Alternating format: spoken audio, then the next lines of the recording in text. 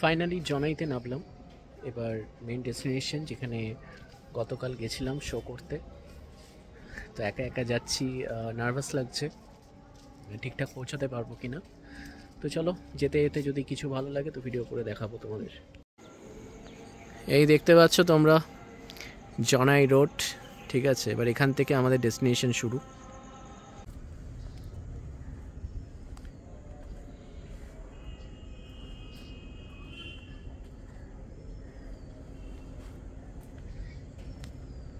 দেখতে পাচ্ছ চারিদিকটা কি সুন্দর, হেভি জায়গা।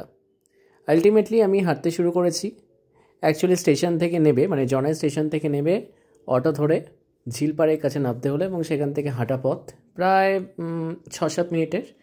বাট জায়গাটা সত্যিই খুব সুন্দর, প্রেমে পড়ে গেলাম।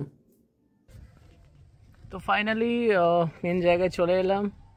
গতকালকে এসেছিলাম রাত্রিবেলা, আমাদের মানে সন্ধে হয়ে গেছিলো, সরি। তো জায়গাটা সেভাবে হয়তো তোমরা জানি না যে কীরকম লেগেছে তোমাদের সন্ধেবেলা, বাট আজকে একটু তাড়াতাড়ি এলাম।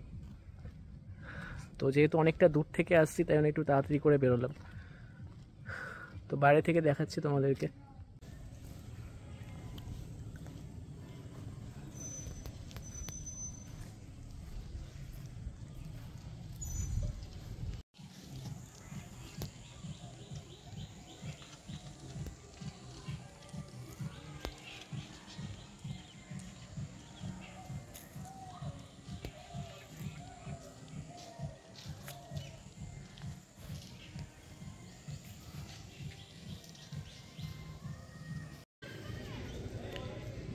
এখন 4:08 বাজে।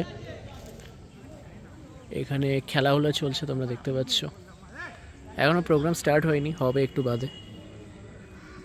আমি এই সুযোগে প্রচুর রিলস বানিয়ে নিলাম, ঠিক আছে। তো আস্তে আস্তে এখানে প্রোগ্রাম স্টার্ট হবে, তো আমিও ভেতরে যাব।